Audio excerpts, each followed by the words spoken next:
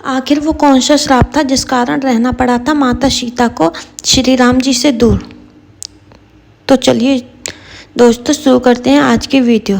नमस्कार दोस्तों, आप सभी का स्वागत है आपके अपने यूट्यूब चैनल छाया वॉइस डायरी में।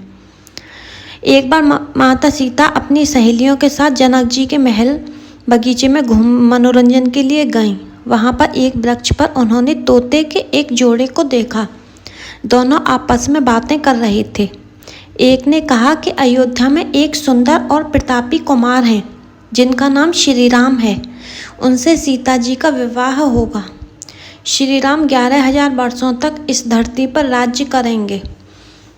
सीता और राम दोनों एक दूसरे के जीवन साथी की तरह इस धरती पर सुख से जीवन बिताएंगे।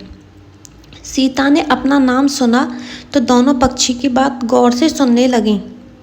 उन्हें अपने जीवन के बारे में और बातें सुनने की इच्छा हुई। सहेलियों से कहकर उन्होंने दोनों पक्षी पकड़वा लिए। सीता ने उन्हें प्यार से सहलाया और कहा, भय मत करो, तुम बड़ी अच्छी बातें करते हो। यह बताओ ये ज्ञान तुम्हें कहाँ से मिला?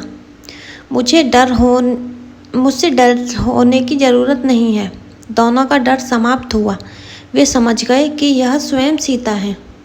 दोनों ने बताया कि वाल्मीकि नाम के एक महर्षि हैं। वे उनके आश्रम में ही रहते हैं। वाल्मीकि रोज श्री राम और सीता के जीवन की चर्चा करते हैं।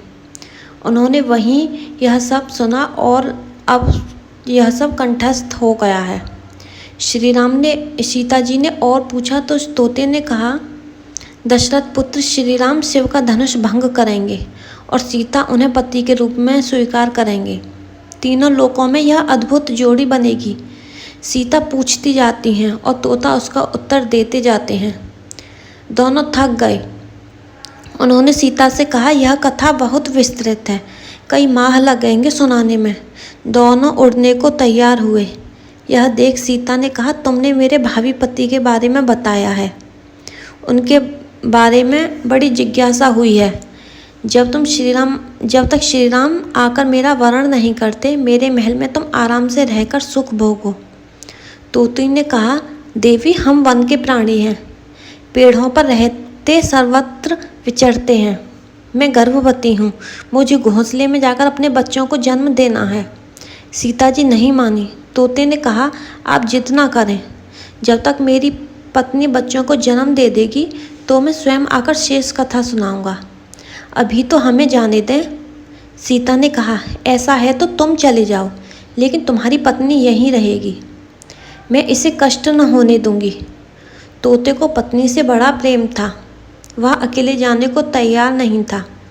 तब तोते को लगा कि वह सीता के चंगुल से मुक्त नहीं हो सकता, तो विलाप करने लगा। मुनियों ने सत्य कहा है, मौन रहना चाहिए। यदि हम कथा न कहते तो मुक्त होते। तोती अपने पति से विद्रोह सहन नहीं कर पा रही थी। उसने सीता से कहा, आप मुझे पति से अलग ना करें, मैं आपको शाप दे दूंगी। सीता हंसने लगी। उन्होंने कहा, शाप देना है तो दे दो। राजकुमारी को पक्षी के शाप से क्या बिगड़ेगा? तोती ने शाप दिया, एक गर्भवती को जिस तरह तुम उसके पति से दूर कर रही हो, उसी तरह तुम जब गर्भवती रहोगी तो तुम्हें पति का विद्रोह सहना पड़ेगा। शाप देकर तोती ने प्राण त्याग दिए। पत्नी को मरता देख तोता क्रोध में बोला, अपनी पत्नी के वचन सत्य करने के लिए मैं ईश्वर को प्रसन्न कर श्री राम के नगर में जन्म लूँगा और अपनी पत्नी का शाप सत्य कराने का माध्यम बनूंगा। वहीं तोता बाद में अयोध्या का धोबी बना, जिसने झूठा लाछन लगाकर श्री राम को इस बात के लिए विवश किया कि वह सीता को अपने महल से निष्कासित कर दें। तो दोस्तों, आपको हमारी वीडियो कैसी लगी?